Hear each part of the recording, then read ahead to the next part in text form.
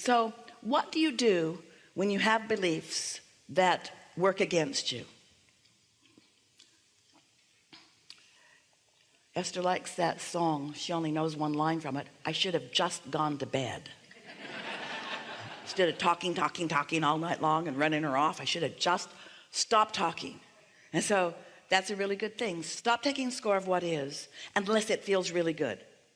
You could have 5 active subjects in your life, like finances, things that are meaningful to you that you are doing, interests, relationships, things to do with your physical body. You could have several subjects active, and 4 of the 5 could be working not the way you want right now, and 1 could be working the way you want. And if you would give most of your attention to the one that's working, the other 4 would fall right into line, because you'd use that 1 to be the reason for your broadcast. And the reason for your broadcast, no matter what the subject, you see, this is important. You don't have to be broadcasting on a specific subject to attract good things on that specific subject. You just can't be broadcasting against something. Did you know that? You didn't know that, did you? That's why you think you've got to be really determined. You think you got to wrestle it to the ground. You think that you've got to really work hard on it. You just have to get happy about something. Now here's why. Step 1 is contrast has caused you to become decisive, vibrationally decisive. That's a good word. You have become vibrationally decisive. You don't even know all the things that you've decided, because it's been coming so incrementally, moment by moment, step by step, all through the days of this life and even before. And you've been broadcasting into your vibrational reality, your vortex of creation, incrementally on all levels of your being for longer than we even have time to talk about. And so there it is. You've asked, and source lined up with it, and law of attraction is attracting to it, and the cooperative components have been gathered, and so it's a done deal vibrationally. So then you say, and wisely so, Abraham, so just tell me this one thing. How do I get this amassed fortune out of the vortex and into the bank? How do I make it a reality for me where I can spend it? How do I turn it into the kind of currency that other people recognize? We know you dead guys are all hot on this vibrational currency, but I'd like some cash. How do I turn it into something that I can spend? Well, you do that by not contradicting it, by focusing upon the fact that you can't see it yet and you can't spend it yet. That's what faith is. It's a feeling about something even though you can't see it yet. It hasn't translated, it hasn't become vibrationally viable enough that you can translate it through your physical senses. What you see is a translation of vibration. You don't know it because you just do it so easily. What are you doing today? I'm going to go translate some things into vision. I'm looking at that now.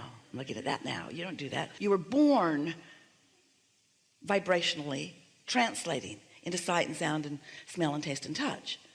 And you were also born translating through your emotional center, your guidance system, to let you know whether you are a match to your own inner being, who is a match to this thing that you want, or not. You can tell by the way you feel.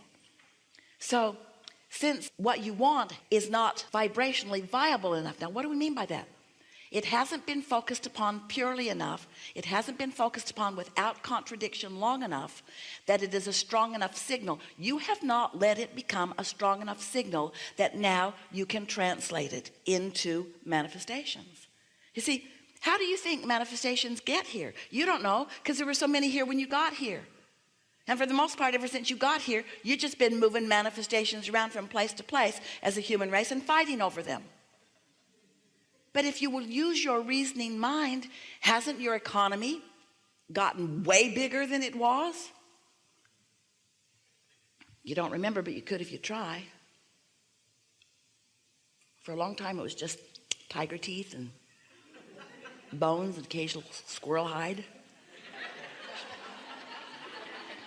Way bigger now. Way, way, way, way bigger now.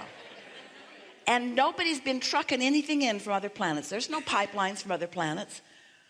The new stuff get here yet? No. Got derailed out there somewhere. There's nothing that's being trucked in. You are creating it. It's becoming vibrationally viable because you are preparing your receptors to receive it. When you ask, it is given, it is revealed. But the question is, are you realizing what has been revealed? Or do you have your, I can't do it, I can't see it, I can't smell it, I can't taste it, I can't touch it, I can't hear it, blockade up, you see? And so, oh, that was so satisfying to say all of that to you, because you heard it, didn't you? You are the one that translates the vibration into the physical equivalent. So by the time you have put all of this in the vortex and law of attraction has answered it, and your inner being has stood there with it and has become the vibrational equivalent of it and is broadcasting to you and to the universe a signal about it, and law of attraction is responding to that signal, there is a powerful attraction to the things that you have become. Powerful attraction. It is huge, and it is done. And then if you are anywhere in the vicinity of it vibrationally, which means if you're just happy today for some reason, if you haven't remembered not to be happy, in other words, your cork will float. You can hold it under the water, but when you let go, it's going to float back up there. So when you stop doing that thing you do that doesn't let your vibration rise, your vibration will rise. And every now and again, you'll just forget to do something stupid like not let it rise, and it will rise. And for a moment, you'll get a glimpse of something you want, just for a moment. Oh, I want her.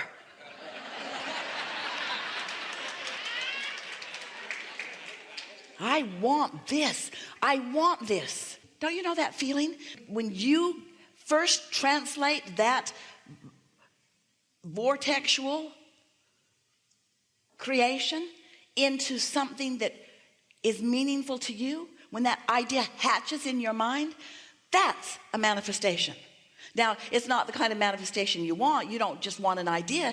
Yeah, you do. You want the idea because you got to have the idea, and you got to practice the idea, and you got to become familiar with the idea, and you got to hold the idea. You've got to nurture the idea just like the seed of corn has to be nurtured before it comes into something that you can eat and enjoy. So now you have it. That's the answer to every question. Go away now and live happily ever after.